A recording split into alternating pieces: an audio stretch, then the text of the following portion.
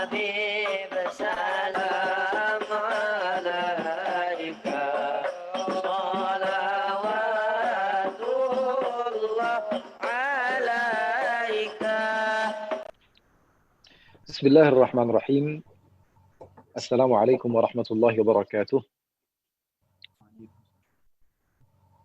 Suaranya jelas insyaallah? Jelas sekali Habib, alhamdulillah, jelas sekali. Assalamualaikum warahmatullahi wabarakatuh. Alhamdulillah wa sallallahu wa sallam wa baraka ala Rasulillah Muhammad ibn Abdullah wa ala alihi wa sahbihi wa man walah. Subhanaka la ilma lana illa ma 'allamtana innaka antal alimul hakim. Rabbi shrah li sadri wa yassir li amri wahlul 'uqdatam min lisani yafqahu qawli. وسدد لساني واهدي قلبي بجاه النبي والآل والصحبي. اللهم إني أعوذ بك من علم لا ينفع وعمل لا يرفع وقلب لا يخشع ودعاء لا يستجاب لها. Waba'd, alhamdulillah, suatu kebanggaan bagi saya untuk bisa insya Allah istiqamah bersama antum-antum semua di dalam bermudzakarah, saling mengingatkan satu sama lain. Selain saya hanya copy paste begitu ilmunya para ulama, saya pun mendapat banyak sekali pengetahuan dan ilmu daripada pengenalan saya kepada antum-antum semua, daripada dialog kita, perjumpaan, perkenalan, dan lain sebagainya. Alhamdulillah, saya pribadi banyak sekali mendapatkan ilmu dan saya bersyukur kepada Allah Subhanahu wa Ta'ala dan mengharap Allah tidak mengharamkan saya dari ilmu-ilmu yang bermanfaat dan ilmu amal jauh lebih membekas dibanding ilmu hanya sekedar teori atau hanya yang keluar dari lisan saja. Kita sudah membahas dari kitab Sayyidil Imam Al-Habib Zain bin Ibrahim bin Sumaid kemarin masalah ilmu, dan ini adalah rukun pertama dari 5 rukun yang tadi sudah abang kita, Bang Gary sudah jelaskan juga tadi. Di antara rukun yang 5 ini apa? Rukun ilmu. Dan terima kasih juga kepada moderator, tak lupa pada Habib Hussein juga, Masya Allah, Tabarakallah. Banyak sekali ilmu yang kita dapat dari mereka-mereka, dan juga Alhamdulillah tadi kita membaca zikir ratib juga, itu hal yang baik, hal yang dianjurkan karena bisa menjaga kita daripada hal-hal yang tidak diinginkan. Berbicara masalah ilmu, kemarin kita sudah menceritakan bahwa kita mengisahkan tentang fadilah keutamaan ilmu sampai saya ulang sedikit. Sebagian salaf mereka mengatakan khairul mawahib al-aqal wa syarrul masaib al-jahl. Sebaik-baiknya pemberian dari Allah adalah akal. Ya, jadi Allah memberikan kepada seorang hamba sesuatu, Allah memberikan kepada seorang hamba satu hal yang sangat mulia, sangat indah, yaitu akal. Dengan keberadaan akal, seseorang bisa membedakan antara yang baik dan buruk. Tanpa adanya akal, tentu seseorang tidak akan mengenal Islam. Oleh karena itu, di dalam syarat-syarat yang ada dalam ibadah, hal yang diutamakan adalah selain Islam, al-aql. Al-aql. Salat juga syaratnya al-aql. Wudu juga syaratnya al-aql. Semuanya ibadah-ibadah itu disyaratkan al-aql. Tanpa adanya akal, maka seseorang tidak mendapatkan hukum taklif. Kalau dia tidak mukallaf, bagaimana bisa dia memiliki hukum kalau seorang tidak mukallaf? Mukallaf itu syaratnya ada 4.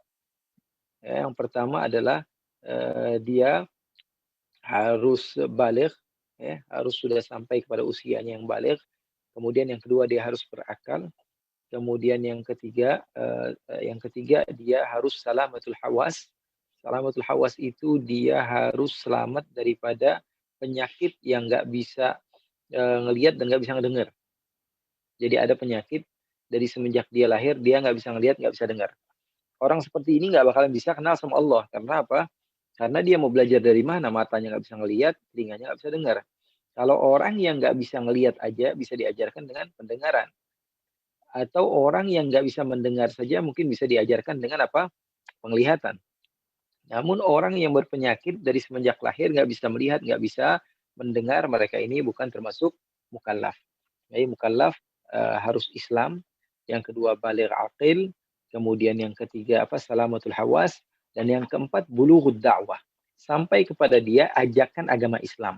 Jadi kalau ada satu daerah yang di situ tidak pernah seseorang mendengar tentang Islam, maka ketika dia di akhirat dia tidak diminta pertanggungan oleh Allah Subhanahu wa taala karena memang dia tidak tahu tentang Islam, tidak sampai begitu. Makanya dikatakan ahlul fatrah yang tidak ada nabi pada zamannya, tidak ada seorang rasul atau di zaman sekarang yang satu daerah yang sama sekali tidak mengenal agama Islam. Artinya apa? Mereka adalah orang yang ma'dzur, orang yang punya udzur karena mereka tidak mukallaf. Karena khitab Allah di dalam Al-Qur'an hanya dikhususkan bagi orang yang mukallaf. Dan mukallaf itu bersyarat 4 tadi, di antaranya tadi bulughud da'wah.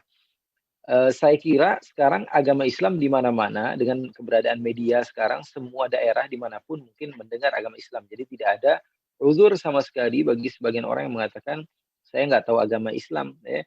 Guru di mana-mana, ustadz di mana-mana, kiai di mana-mana. Tapi bisa jadi, wallahu alam, yang dikategorikan bulughud dakwah sampai kepada dia ajakan agama Islam, namun yang mereka dengar tentang Islam berbeda dengan hakikatnya Islam, sehingga mereka menjauh kepada Islam. Mudah-mudahan itu pun tergolong termasuk orang-orang yang tidak dipertanggungjawabkan ataupun tidak memiliki tanggung jawab taklif dari Allah. Karena mereka orang yang ma'dzur, mereka taunya Islam itu yang radikal, mereka taunya Islam itu yang jahat, mereka taunya Islam itu yang buruk, mereka taunya Islam. Sehingga mereka mau mendekat saja tidak mau. Artinya apa? Artinya ini adalah amanah Allah Subhanahu wa taala yang diberikan kepada kita orang-orang Islam yang pendakwah, setiap muslim adalah pendakwah, setiap muslim adalah dai, ini adalah tanggung jawab kita. Kita beri tahu kepada semua orang bahwa agama Islam adalah agama yang damai, agama Islam adalah agama yang mengajarkan kepada kebaikan. Oleh karena itu ikhwani yang dimuliakan oleh Allah Subhanahu wa taala wa akhwati yang dimuliakan oleh Allah, sebaik-baiknya pemberian daripada Allah kata salaf adalah akal. Karena dengan akal seorang bisa beribadah, tanpa akal nggak bisa sholat dong. Tanpa akal nggak bisa puasa dong.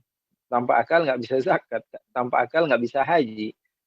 Disuruh haji dia nyengir-nyengir doang. Karena apa? Nggak punya akal. Orang yang nggak punya akal artinya apa?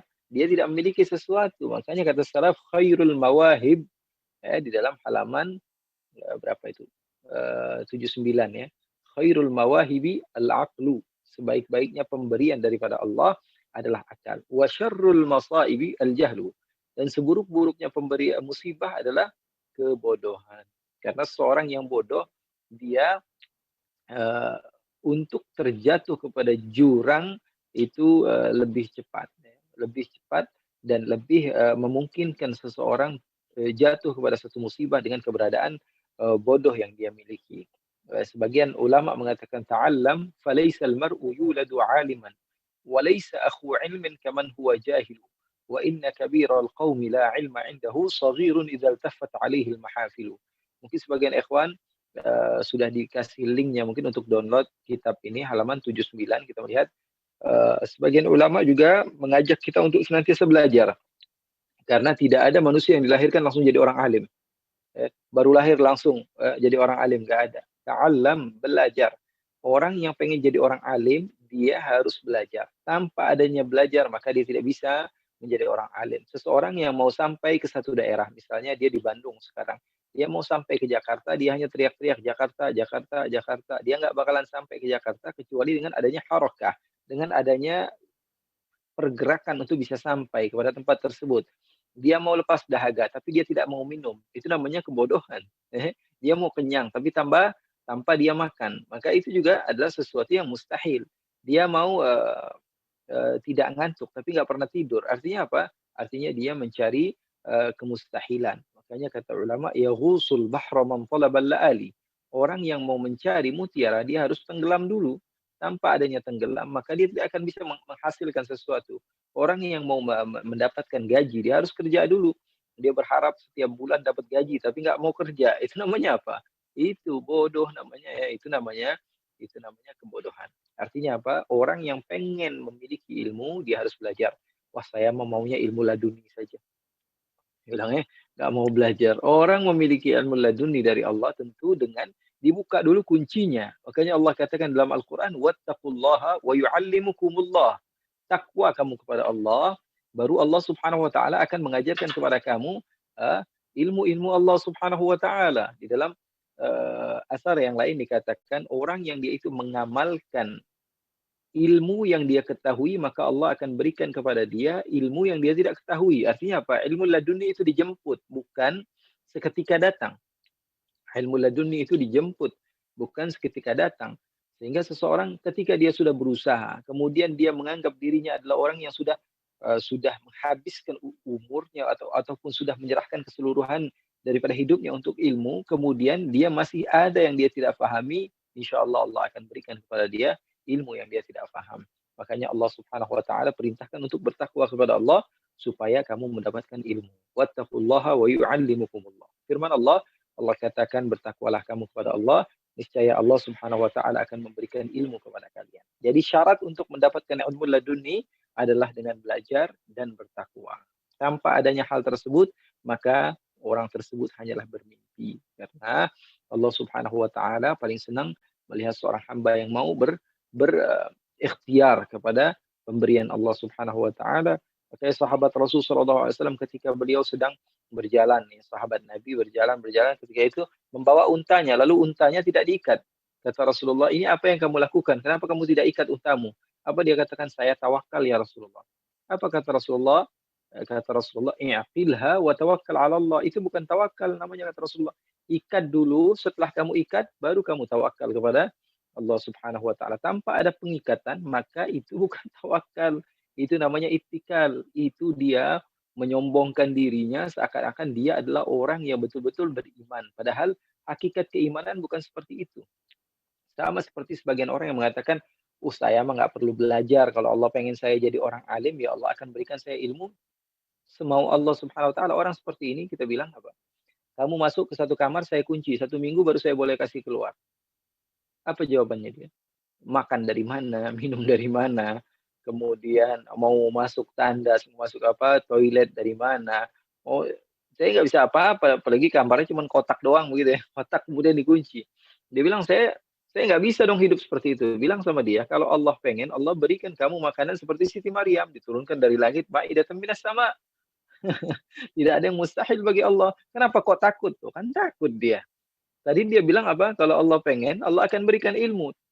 Jadi yu'minuna bi ba'd wa yakfuruna bi ba'd. Yang enak-enaknya diambil, yang nggak enak dia nggak ambil. Orang-orang seperti ini adalah alasan aja begitu ya.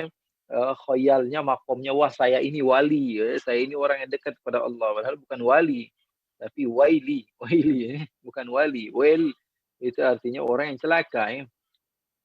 Bukan wali tapi waili.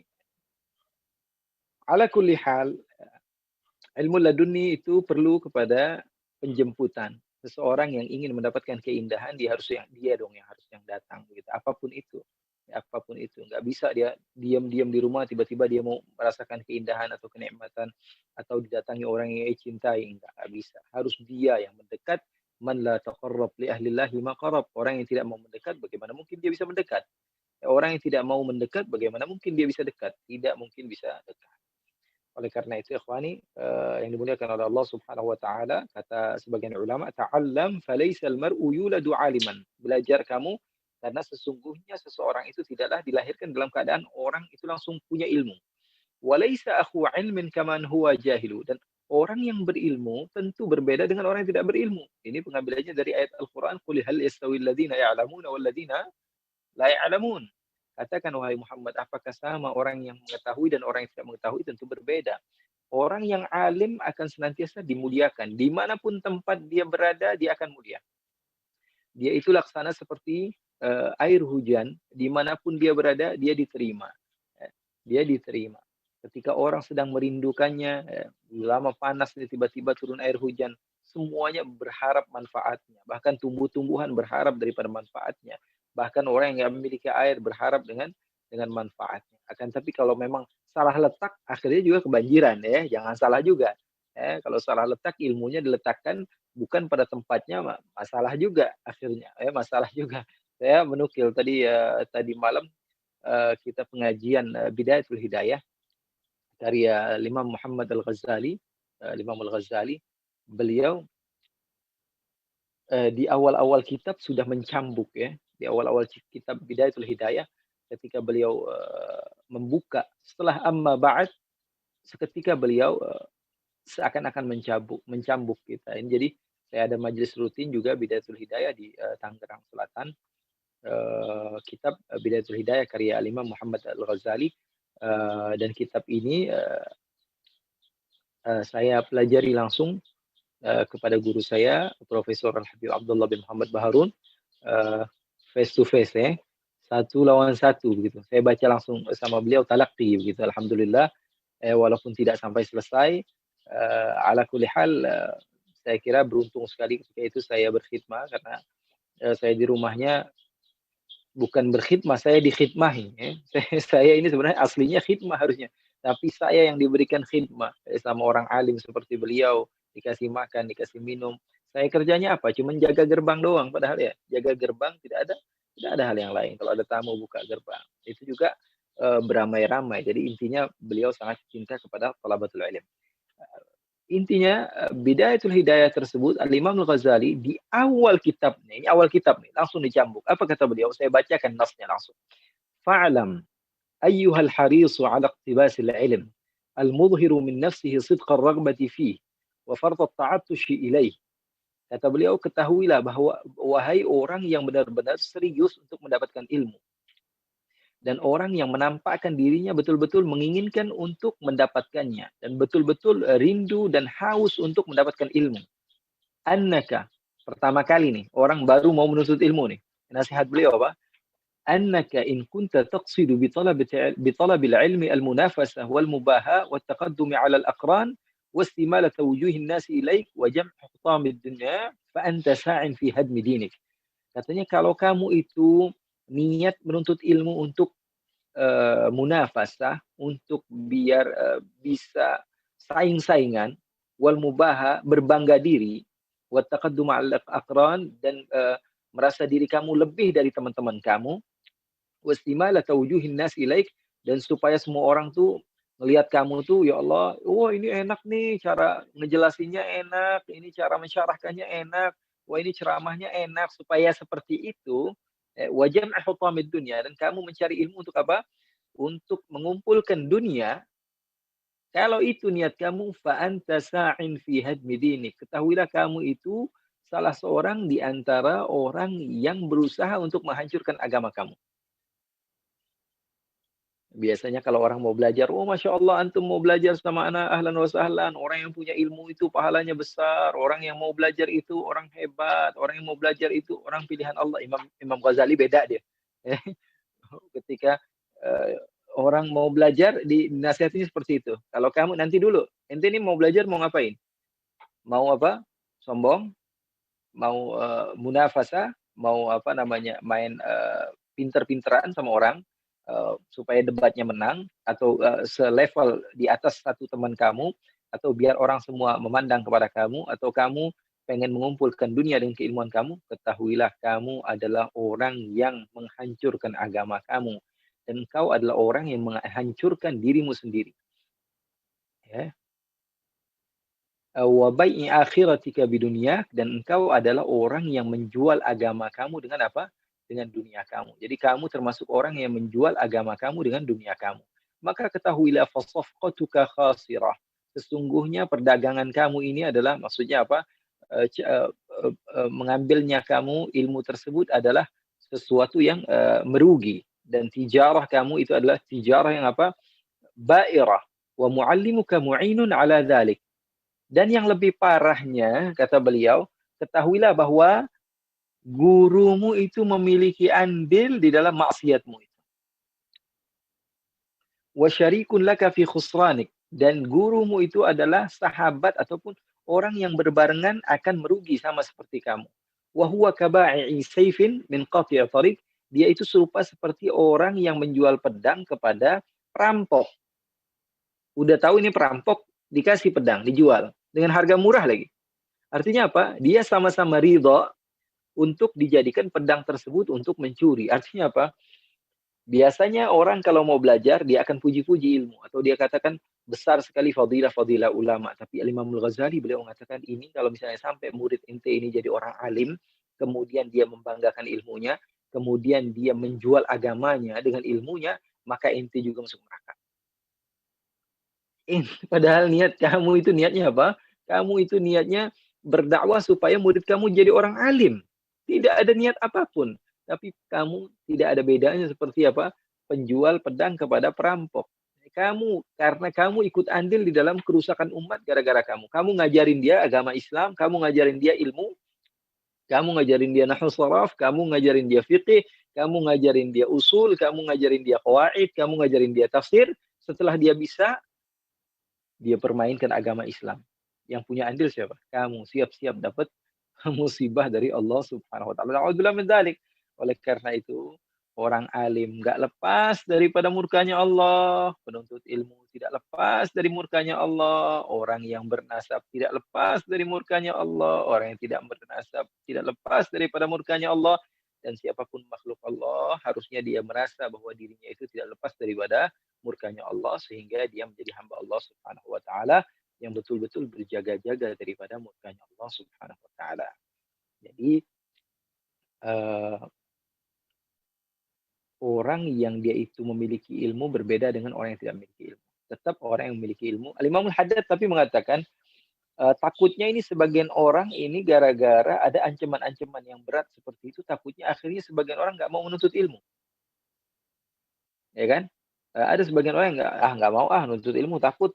Apalagi ada riwayat katanya fa'alimun bi'ilmihi lam ya'malan mu'adzabun min qabli ubadil wasan. Ibn Ruslan mengatakan orang yang memiliki ilmu tapi tidak mengamalkan ilmunya, dia akan diadab sebelum penyembah berhala. Waduh, mendingan penyembah berhala dong katanya, daripada jadi orang yang berilmu.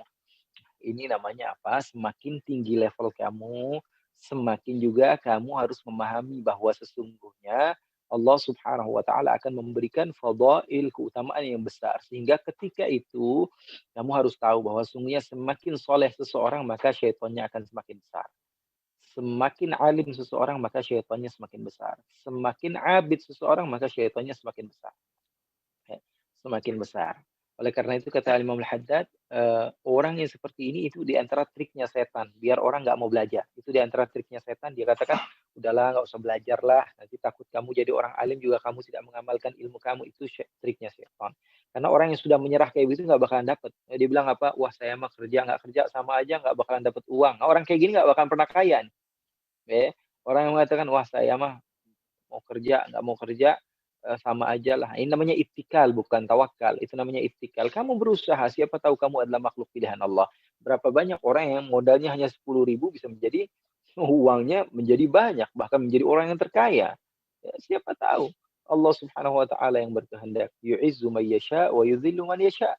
Allah bisa memuliakan siapapun yang Allah kehendaki, dan Allah Subhanahu wa taala mampu menghinakan orang yang Allah kehendaki. Saya kira tadi ada pertanyaan, boleh saja nggak apa-apa kita potong. Tafadhol.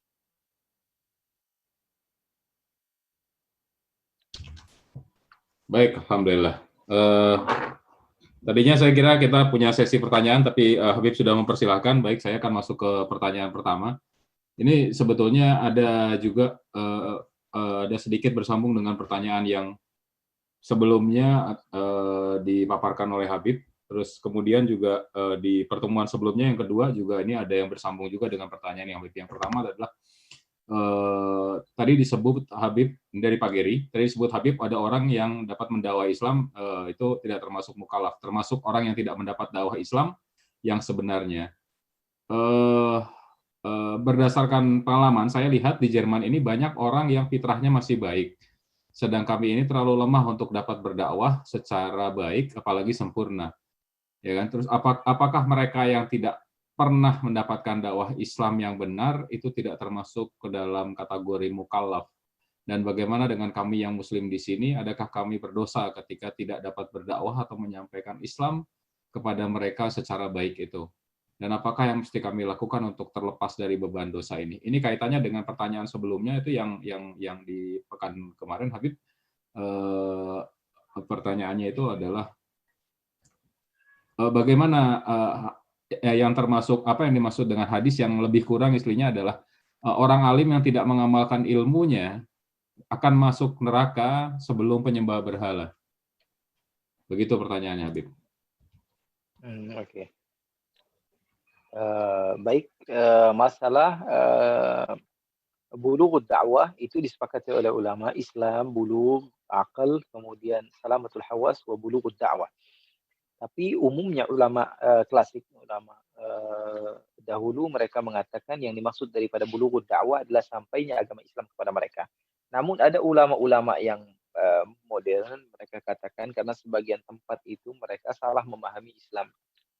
Islam yang ada, mereka kira agama Islam itu adalah agama seperti yang kita katakan tadi, ada yang mengatakan teroris lah, ada yang mengatakan radikal lah, ada yang mengatakan ini dan itu. Sehingga mereka itu ma'dur, bisa mendapatkan udzur karena mereka tidak tahu hakikat Islam. Karena mereka tidak tahu hakikat Islam. Dan orang seperti ini adalah orang sama seperti orang fatrah, yang mereka itu tidak mukallaf, bagaimana mereka bisa dihukumi satu hukum. Jadi ini pendapat sebagian kecil ulama, ya, sebagian kecil ulama. Oleh karena itu kita katakan bahwa wallahu alam, kita katakan bahwa ini adalah amanah kita bersama, akan tetapi yang dilihat oleh Allah Subhanahu wa taala usaha kita. Apalagi kita dalam keadaan sulit di sana, misalnya kita dalam keadaan sulit untuk berdakwah kepada orang-orang yang berada di sana. Apalagi fitrah mereka asalnya adalah al-khair, kebaikan. Mereka umumnya adalah orang yang baik. Rasulullah SAW katakan, kullu mauludin yuladu alal fitrah, setiap orang itu dilahirkan, mau dimanapun tempatnya, mereka itu lahir dalam keadaan fitrah. Fa'abawahu yuhawwidanihi wa yunassiranihi wa yumajjisanihi, yang menjadikan dia Yahudi atau Nasrani atau Majusi adalah bapak dan ibunya. Artinya setiap makhluk itu diciptakan dalam keadaan fitrah. Artinya sekarang yang ingin dilihat oleh Allah Subhanahu wa taala adalah semangat kita dalam berjuang di dalam jalan dakwah di jalan Allah Subhanahu wa taala. Adapun tanggung jawab kita, insyaallah Allah Subhanahu wa taala la yukallifullahu nafsan illa wus'aha. Semampu kita untuk senantiasa berjuang, sisanya nufawwidul amra ila Allah, kita serahkan urusan ini kepada Allah, senantiasa berdoa, Allahumma hdi qaumi fa innahum la ya'lamun. Ya Allah, berikanlah hidayah kepada kaumku, orang di sekitarku, karena mereka belum tahu siapa itu hakikatnya agama Islam, apa itu hakikatnya agama Islam, dan siapa itu Nabi Muhammad sallallahu alaihi wa alihi wasallam. Dan insyaallah tidak termasuk daripada kategori orang yang memiliki ilmu namun tidak mengamalkannya dengan dakwah kepada orang lain, insyaallah. Baik, alhamdulillah. Terima kasih penjelasannya, Habib. Sangat menjelaskan sekali beberapa kekhawatiran yang saya kira juga termasuk saya di sini. Ada kekhawatiran itu yang cukup besar, meskipun memang di Jerman sendiri ada satu upaya yang dilakukan kerjasama antara pemerintah dengan ulama-ulama yang dipercaya oleh pemerintah di sini untuk menjelaskan bahwa Islam bagaimana sih yang tidak mengarahkan pada radikal itu. Nanti mungkin Pak Giri bisa cerita lebih banyak mengenai hal ini, saya kira. Baik, kita lanjutkan lagi atau bagaimana, Habib? Boleh kita mendengar sedikit dari Pak Giri. Oh, Pak Giri. Terima kasih Mas Anas, terima kasih Habib. Jadi di sini itu baru-baru ini ada proyek namanya Al-Etidal, itu disponsori oleh pemerintah Jerman pusat dan pemerintah Jerman Bremen. Karena Jerman ini negara federal seperti di Malaysia, ada negeri, ada negara. Jadi dua-dua mendukung proyek ini. Al-Etidal ini proyek untuk menangkal radikalisme di kalangan pemuda muslim. Karena di tahun 2015-2016 itu di mana proyek itu mulai, itu ada kelompok ISIS yang itu banyak di antara pemuda-pemuda Eropa itu datang ke sana untuk ikut ISIS. Jadi mereka bilang, kamu orang-orang Islam di sini sebaiknya yang menangkal radikalisme itu adalah kamu, organisasi Islam, bukan negara, karena kami kurang paham dengan Islam, yang lebih paham adalah orang-orang Islam sendiri kan. Nah, terus oleh teman-teman di sini, orang-orang Turki, yang mereka itu diantaranya adalah gurunya dulu, muridnya Habib Umar, yang namanya Ustadz Mahmud Kellner. Jadi mereka menyampaikan, jadi ada dua caranya. Yang pertama, mengembalikan anak-anak muda ini belajar Ahlussunnah wal Jamaah yang benar. Jadi Ahlussunnah wal Jamaah yang tradisional disebutnya. Jadi yang akidah Asy'ari, bermadhab, dan bertasawuf. Itu yang pertama. Yang kedua, kesimpulan mereka adalah agar kamu mengikuti bahasa anak muda. Jadi ikut media medsos, atau karena dakwah mereka itu yang orang terpapar radikalisme itu kebanyakannya lewat medsos. Nah, jadi saya teringat dengan kata-kata Habib dalam kajian Al-Manhajus Sawi itu, bahwa para habaib dahulu pendakwah datang ke Indonesia itu mengikuti bahasa kaumnya kan, jadi mengemas dakwah sehingga mudah diamalkan oleh masyarakat setempat. Nah itu, jadi sekarang yang saya terpikir itu bagaimana kita mengemas dakwah Islam itu dengan keberkatan para ulama dari Hadramaut yang dulu datang ke Indonesia itu bisa disampaikan di sini gitu. Jadi itu yang anjuran daripada Shura Bremen, itu organisasi yang membawahi organisasi HAMBIS ini. Anjurannya itu dua, yaitu kembali belajar Islam tradisional, yaitu yang Ahlussunnah wal Jamaah, dan mengikuti cara dakwah anak muda, itu yang mereka anjurkan. Gitu Habib ceritanya. Masya Allah, tabarakallah. Alhamdulillah, al-i'tidal, al-wa'i. Masya Allah. Ya. Alhamdulillah. Artinya memang kita para rasul yang diutus oleh Allah Subhanahu wa taala, mereka diutus oleh Allah sesuai dengan apa yang terjadi pada masa itu ya. Artinya keutamaan mukjizat para nabi itu diberikan oleh Allah Subhanahu wa taala sesuai dengan apa yang ada pada saat itu, dan mereka para nabi memiliki mukjizat. Mukjizat itu artinya apa? Mengalahkan semuanya. Jadi ketika ada orang yang mampu mengobati orang sakit, Allah utus seorang yang bisa menghidupkan orang mati dengan izin Allah. Di saat seseorang ada yang memiliki sihir yang hebat pada masa itu, Allah jadikan sihir mereka dimakan dengan satu tongkat. Ya. Jadi begitu cara manhaj Al-Quran yang mengajarkan kepada kita bahwa di zaman Nabi itu orang bersyair itu sampai dijual belikan, itu syair-syair itu di pasar Ukal. Ya. Ketika Al-Quran datang dengan bahasa Al-Quran semuanya hilang, habis. Ya, begitu jadi cara dakwah kita dulu mungkin Wali Songo atau para ulama yang datang ke tempat ini, mereka memandang atau melihat ada seni atau ada budaya, dan mereka lawan dengan keindahan yang mereka miliki, sehingga apa, mengeluarkan kata-kata bijak dan semisalnya. Itu diinginkan oleh orang-orang, wah ini keren ini orang, akhirnya diikuti. Setelah diikuti orang cinta, akhirnya apapun yang dikatakan oleh orang yang dia cintai maka akan diikuti. Maka akan diikuti. Dulu sahabat Nabi Hasan bin Thabit sebelum masuk Islam, beliau sudah banyak fansnya. Jadi followersnya itu udah banyak banget Hasan bin Thabit. Karena syairnya yang begitu indah. Beliau masuk Islam itu ketika berusia 60 tahun. Walaupun beliau sudah masuk Islam, tetap saja penggemar beliau masih mengikuti syair-syair yang beliau keluarkan. Sehingga ketika syair tersebut sudah menyatu kepada diri mereka, dan mereka menyukai metode Hasan bin Thabit dalam menyampaikan satu syair, mereka tertarik kepada Islam, kemudian mereka masuk Islam. Artinya apa? Ini juga manhaj para nabi, manhaj para sahabat. Kita tentu tidak bisa menyamakan antara adat istiadat yang ada di Indonesia dan yang ada di Jerman. Artinya kita melihat masyarakat yang ada di Jerman, apa yang cocok dengan mereka, maka itulah yang kita harus gerakkan supaya dakwah kita diterima. Seperti sekarang di beberapa tempat saya juga berdakwah dengan cara, contohnya saya membaca Maulid Nabi, tapi di sebagian ikhwan kita kurang menerima dengan penamaan Maulid Nabi karena memang sudah anti dari awal. Maka saya rubah namanya dengan kajian sejarah Nabi. Walaupun yang dibaca Maulid juga sama, tapi disyarahkan atau dijelaskan. Artinya apa? Kita kemas dengan baik. Kata-kata hanya sekedar penamaan. Kamu nggak mau Maulid, ya udah rubah namanya. Kajian sejarah Nabi, nggak apa-apa. Mau namakan apa saja terserah, yang penting kamu selamat daripada kebodohan. Kan itu yang kita inginkan. Artinya apa? Orang-orang sibuk di aplikasi-aplikasi apa gitu yang rame pemuda di situ. Ada yang mengatakan ini begitu dan ini begitu. Jadi kita masuk di situ. Bagaimana caranya anak muda yang tadinya sok-sok dia ngerasa dia yang paling gaul nih, dia paling gaul, dia punya Instagram dan misalnya tahu-taunya Instagramnya followersnya kalah sama ulama. Akhirnya dia lihat, wah ini keren juga nih ulama ya, dia bilang begitu. Akhirnya apa? Akhirnya dia juga mau berubah untuk menjadi orang yang bermanfaat bagi agama, kan begitu. Jadi kita masuk ke kehidupan mereka, dan itulah cara manhaj al-wasati, manhaj al-i'tidali, manhaj di tengah-tengah yang bisa merasuk selagi itu tidak haram. Selagi itu tidak haram, maka insya Allah diperbolehkan oleh Allah Subhanahu wa taala. Kemudian ikhwani, di sini diteruskan oleh Al-Habib Zain bin Ibrahim bin Sumaid.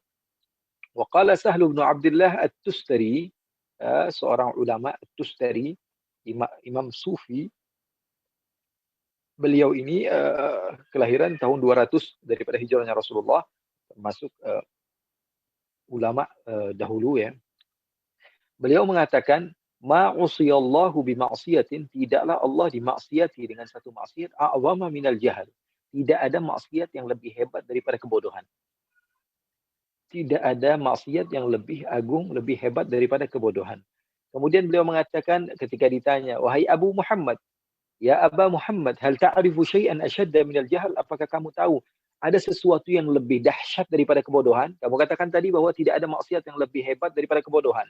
Saya mau tanya, ada nggak yang lebih hebat, ada nggak yang lebih bahaya daripada kebodohan? Apa kata beliau? Qala na'am, ada sebenarnya. Apa? Al-jahlu bil jahli. Orang yang bodoh dan dia tidak tahu dirinya bodoh. Bodoh dengan kebodohan dia. Ini lebih parah ini ya. Bodoh dengan kebodohan dia.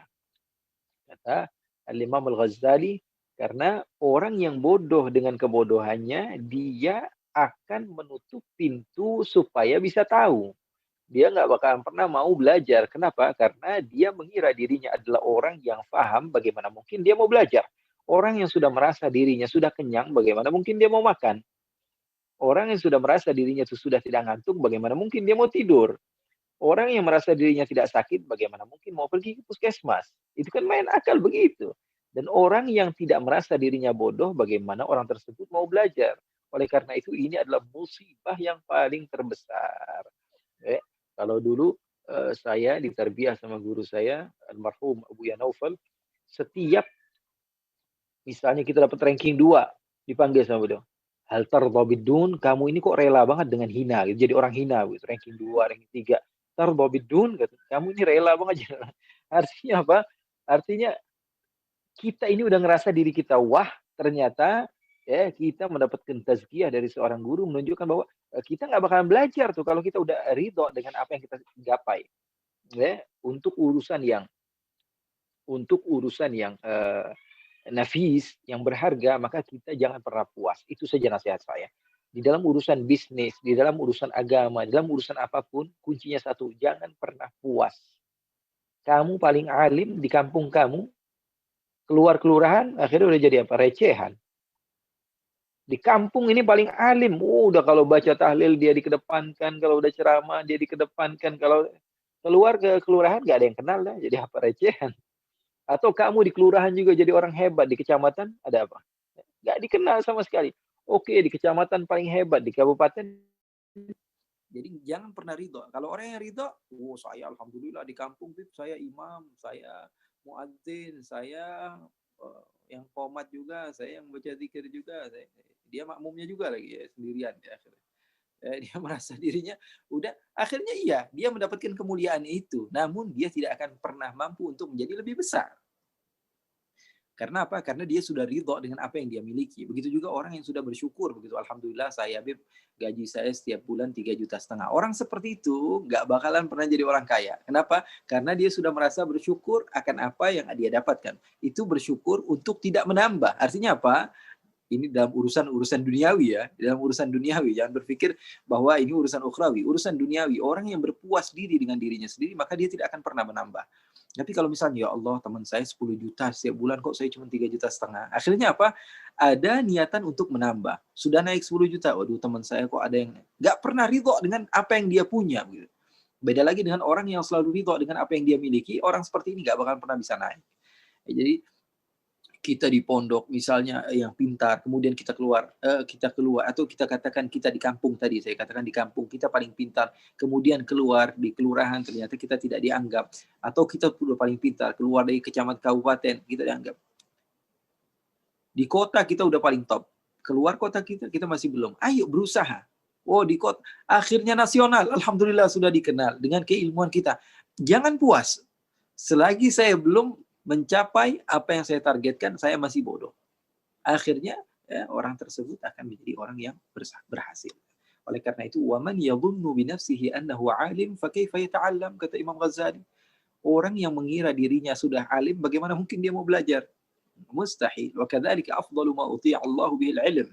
Dan begitu juga kalau kita katakan sesuatu yang paling musibah adalah kebodohan, berarti kebalikannya mafhumnya adalah hal yang paling terbaik, yang terindah yang Allah berikan kepada seorang hamba adalah ilmu. Ilmu. Kemarin kita sudah bahas juga apa yang diucapkan bulan lalu. Al-Khalil ibn Ahmad Al-Farahidi, beliau katakan apa? Laki-laki itu ada 4. Yang pertama, orang yang tahu dan tahu bahwa dia tahu. Yang kedua, orang yang tahu dan dia tidak tahu kalau dia tahu. Yang ketiga, orang yang tidak tahu dan dia tahu kalau dia tidak tahu. Yang keempat, orang yang tidak tahu dan dia tidak tahu kalau dia tidak tahu. Ini bahaya. Yang pertama tadi apa? Orang yang tahu dan dia tahu kalau dia tahu. Orang seperti ini adalah orang alim. Rajulun wa yadri annahu yadri. Ketika dia faham bahwa dirinya adalah orang yang memiliki ilmu. Sehingga ketika dia ditanya, dia tahu maksudnya apa. Faham dengan pertanyaan dan dia bisa menjawab. Itu orang alim. Maka ikuti. Dan yang kedua, rajulun yadri wa la yadri annahu yadri. Yang kedua adalah orang yang dia itu tahu, tapi dia tidak tahu kalau dia tahu. Kata Imam Al-Farahidi, fadzalika ghafilun faiqidhuh. Orang seperti ini orang lalai. Bangunin dia, ayo. Kamu mondok lama-lama kok jadinya jaga toko. Ayo, keluar. Ayo, sayang sekali kamu mondok berpuluh-puluh tahun. Kok jadinya sibuk dengan bisnis kamu. Ini orang ghafil ini, bangunkan. Ayo, manfaatkan ilmunya. Makanya saya bilang sama teman-teman saya bilang sama teman-teman anak-anak muda yang bisnis yang rajin, kenapa kok kita ini nggak ada ulama yang sekelas yang top banget? Kenapa? Karena ulama kalau sudah terkenal, mulai apa? Endorse, mulai apa? Travel, mulai sibuk dengan bisnis, mulai sibuk dengan baju, jualan sorban, jualan apa segala macam dijual sama dia. Artinya apa? Artinya tidak ada masa lagi untuk dia bermudzakarah. Itu juga kesalahan kita. Para tujar, para pembisnis yang Allah berikan amanah harta kepada kita. Kalau saja nih, saya kemarin kumpul sama anak-anak muda yang memang kreatif dan rajin dan mereka pembisnis. Kalau saja kalian kumpul dan kalian pikirkan bagaimana supaya para ulama ini memiliki harta tunjangan misalnya, sehingga mereka bisa fokus dengan murojaah, dengan mudzakarah, sehingga apa? Hasilnya mereka akan memiliki ilmu dan bertambah. Kalau ini enggak, sudah jadi orang alim, punya pondok, punya tanggungan, akhirnya harus keluar kemana-mana cari rezeki untuk supaya bisa memberikan makanan, minuman, tempat kepada anak-anak, didik mereka, sehingga apa? Ilmunya nggak ningkat-ningkat, ya paling yang di situ-situ aja, surga neraka, karena ceramahnya kalau nggak masuk surga, masuk neraka, itu aja. Tidaklah dia belajar misalnya perbedaan antara Al-Farra dengan Akhfash, dulu dia belajar nahwu sampai tinggi-tinggi, bagaimana bacaan-bacaan, kemudian perbedaan antara ini ikhtilaf Ibn Hajar dan Romli dan lain sebagainya, itu hilang semua itu. Hilang hafalan dia, hilang semua. Kenapa? Karena dia fokus dengan apa? Dengan surga neraka ketika dia berdakwah. Kemudian yang kedua, dia sudah mulai kenal dengan apa? Bisnis, akhirnya asyik dengan bisnis. Hilang akhirnya. Di Indonesia ini udah banyak banget bantuan untuk yatim piatu. Saya bilang begitu. Yatim piatu banyak. Kemudian fakir miskin banyak. Penuntut ilmu itu yang jarang. Padahal yang itu yang kita perlukan. Ayo sekolah, bagaimana orang-orang kaya ini ngumpulin asrama yatim, banyak, udah kebanyakan. Banyak sekali, udah setiap kampung itu ada tempat yatim piatu atau tempat fakir miskin, udah kebanyakan. Bukan berarti saya katakan tidak, tapi ada hal-hal yang penting yang terkadang tidak sempat terfikir oleh kita. Bagaimana membantu para ulama sehingga mereka itu berkualitas, berkelas, dan fokus kepada apa yang mereka pelajari supaya bisa dikembangkan ilmu tersebut sehingga menjadi ulama Indonesia nih top sekali nih di dunia. Kenapa? Karena setiap hari bermurojaah. Karena tidak mungkin seseorang itu bisa menjadi orang yang alim tanpa belajar atau murojaah. Ya, jadi ada kelompok kedua ini, rajulun yadri wala yadri annahu yadri. Ada orang yang dia tahu dan dia tidak tahu kalau dia tahu. Orang seperti ini adalah orang yang lalai. Bangunin, ente belajar aja, ente ngajar aja, biar fokus.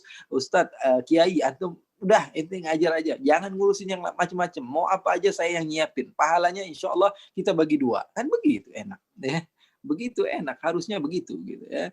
Jadi saya teringat, saya punya guru juga, diantaranya Abu Said Ahmad bin Muhammad Al-Maliki di kota Makkah. Walaupun saya tidak belajar langsung kepada beliau, kan, tapi yang namanya setiap orang, kullun yadda'i waslan bilaila, semua orang menganggap dirinya dekat dengan Laila. Katanya kullun yadda'i waslan bilaila wa Laila la tuqirru bidzaka, padahal Laila kenal juga enggak, begitu ya. Tapi insyaallah beberapa kali juga kita baca kitab sama beliau dan menemani beliau di dalam rihlahnya, menterjemahkan juga kepada beliau ceramah-ceramah beliau. Alhamdulillah kita melihat bagaimana karam, sakha, baiknya beliau, karena beliau hartanya banyak, alhamdulillah. Jadi ke satu tempat beliau berdakwah